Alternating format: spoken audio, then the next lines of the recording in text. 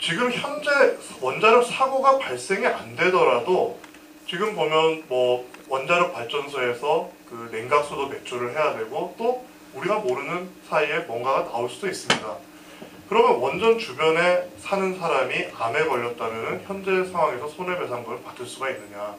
제가 아는 학생의 뭐 좀 바로 할머니는 아니고 친척 할머니가 영광 원전 근처에 사시면서 갑상선 암에 걸렸다는 말을 저한테 얼마 전에 한 적이 있습니다. 그런데 그러면은 그 암이 과연 영광 원전 때문에 생겼다라고 할 수가 있을까요? 할 수가 없습니다. 왜냐하면 인과관계가 입증이 안 되기 때문이죠. 우리 지금 원자력 손해배상법에서 아까 무과실 책임주의를 취하고 있다. 그러니까 원자력 사업자의 과실은 입증 안 해도 되니까 굉장히 피해자에게 우호적인 법률일 것 같지만 사실 방사능이 유출됐는데 원자력 사업자가 과실이 없다는 것을 우리가 받아들일 수 있을까요? 저는 그 과실은 충분히 무과실 책임주의가 아니더라도 과실 입증에 있어서 재판부에서 좀 완화하는 방법으로 입증을 할 수도 있다고 저는 봅니다. 복잡해서 확실한 메커니즘을 입증하지 못한다 하더라도요. 그러나 인과관계는 그렇지가 않습니다. 인과관계를 입증하기 너무 어렵습니다. 지금 암에 걸리는 발암물질이 얼마나 많습니까? 또 심지어 스트레스도 바람의 원인이죠.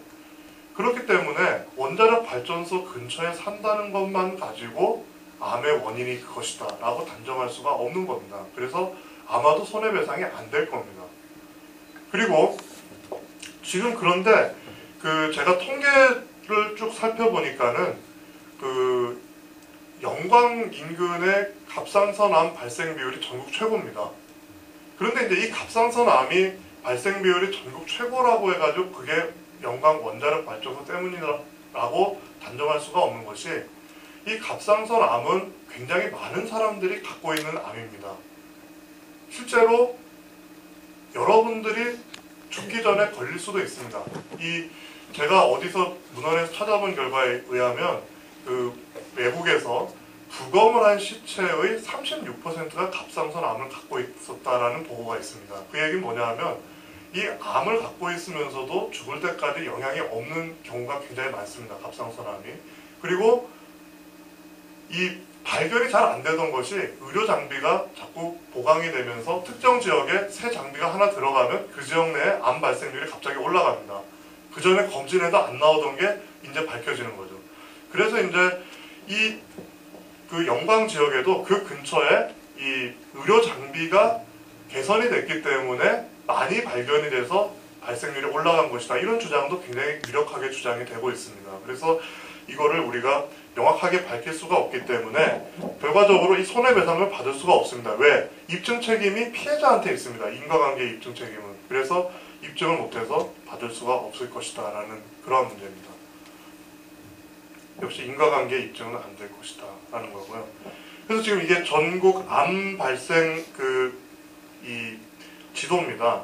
근데 보면은 뭐 어떤 데는 되게 높고 어떤 데는 낮고 조금 편차는 있는데요. 그럼 암 발생률이 높으면 그 지역이 오염되어 있느냐? 꼭 그것도 아닙니다. 왜냐하면 오래 사는 지역일수록 암 발생률이 높습니다.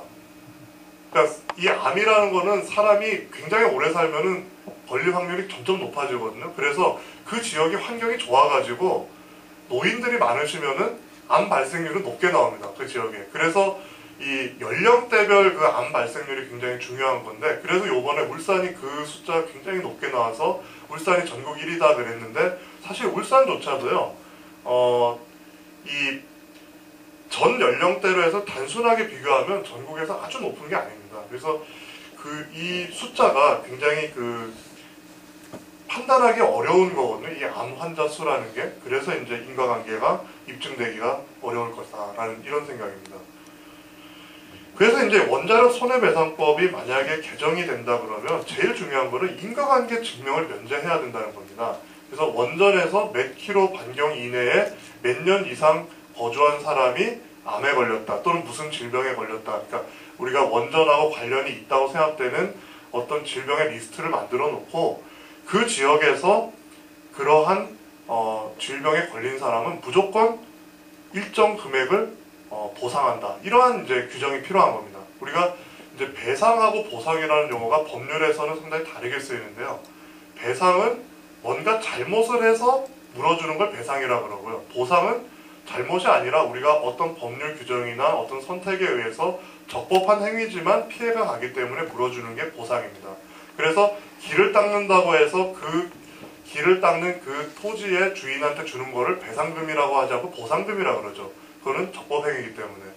배상금은 잘못한 거. 그러면 예를 들면 원자력 발전 사업자가 정상적으로 원전을 돌렸는데 그 지역에 어떤 사람이 암에 걸렸다면 그런 보상금이 되겠죠. 배상금이 아니라. 왜냐하면 뭔가 잘못했다는 게 증명이 안 되니까요. 그래서 어쨌든 간에 배상금이든 보상금이든 간에 무조건 돈을 지급하는 게 중요하다라는 겁니다. 거기에서 어떤 사실관계가 발생됐을 때. 또 원전 사고가 발생되더라도 역시 지금 예를 들면 체르노빌 원전이 터졌다. 아까 그린피스에서 집계한 인원수 또 당시 소련 정부에서 집계한 인원수 다 다릅니다. 왜? 이 원자력 방사능을 쐈을 때에 그 발현되는 거는 20년, 30년, 40년 뒤에 발현될 수 있거든요. 그러면은 그 사람이 과연 그 원전 사고와 관련이 있느냐 없느냐 판단하는 건 굉장히 어려운 문제입니다. 우리나라는 결국에는 심의위원회에서 판단하게 되어 있습니다. 원자력 손해배상 심의회라는 데에서 판단을 하거든요. 그런데 거기에서 어떻게 판단할지는 정확하게 알 수가 없는 겁니다. 그래서 사고가 났을 때에도 일정 거리 이내에 거기에 거주하고 있던 사람 같으면은 무조건 일정의 이상은 최소한도로 보상 또는 배상을 해주고 그 이상의 손해가 발생된 경우에는 개인이 추가로 입증해서 더 받을 수 있는 길을 터줘야 되는 겁니다. 그런데 우리나라는 지금 그런 제도가 없는 거죠.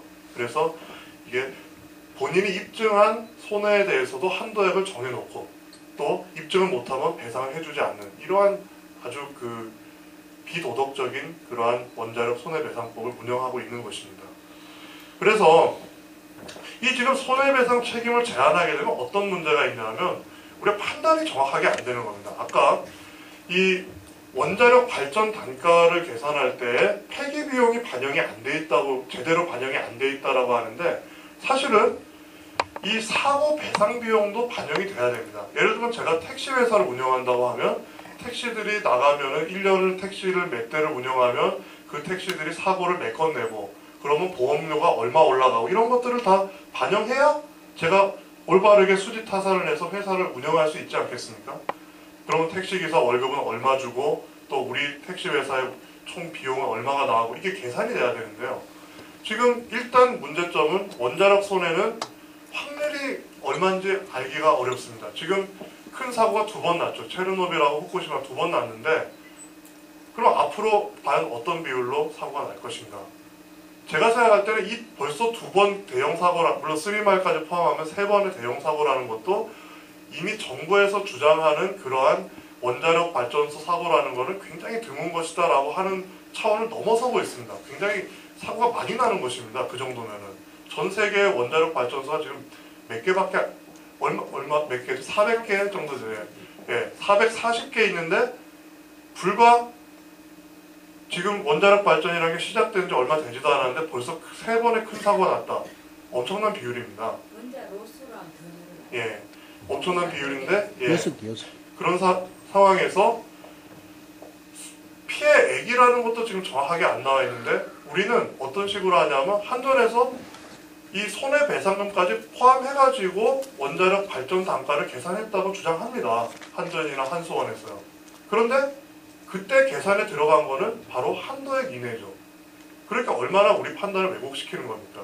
우리가 리스크가 큰 거를 한다. 예를 들면 내가 은행에 돈을 예금한다. 또는 주식 투자를 한다고 했을 때 주식 투자를 해서 돈을 더 많이 벌 가능성이 있지만 리스크가 크니까 나 안 한다. 나는 은행에다 넣겠다. 이렇게 판단할 수 있는 거 아닙니까? 그 판단을 해야 되는데 손해배상 책임 제한을 하게 되면 그 판단에 왜곡을 가져옵니다. 그리고 그 액수를 심각하게 작게 만들어놨기 때문에 엄청나게 많은 왜곡이 있는 거죠. 원전의 경제성에 대해서. 그래서 실제로는 이 원자력 발전이라는 게 돈이 엄청나게 많이 들어가는 거고 경제적이지 않은 건데 우리 국민들 대부분은 경제적인 것으로 알고 있습니다. 그래서 굉장히 큰 왜곡이 있는 것이고요. 또 2번째는 이렇게 책임 제한을 하고 있다는 거는 정부 스스로 원전 사고의 가능성을 자인하고 있다. 저는 그렇게밖에 볼 수 없다고 봅니다. 그래서 누가 정부에서 나와서 이거 굉장히 안전한 거고 그렇게 얘기를 했을 때 시민들은 그러면 도대체 왜 손해배상액을 제한하는 겁니까? 물어봐야 됩니다. 그래서 이런 데 좀 관심을 가져야 되고요. 그 다음에 정부의 책임 제한은 정당화될 수가 없다는 겁니다. 무슨 얘기냐면 우리 법에서 아까 불법 행위를 해서 고의 과실로 다른 사람한테 손해를 입힌 경우에는 통상 손해는 전액 배상하는 게 원칙입니다. 그러면 책임을 제한하는 경우가 있는데요. 책임 제한은 언제 하냐 하면은 그 사업 주체 내지는 그 잘못을 범할 수 있는 사람이 경제적으로 뭔가 이것을 전부 다 감당하기 힘든 어떤 사정이 있기 때문에 그러한 책임 제한을 한다. 이 사람은 경제적 약자일 수도 있기 때문에 책임을 좀 제한해야 된다. 이러한 차원에서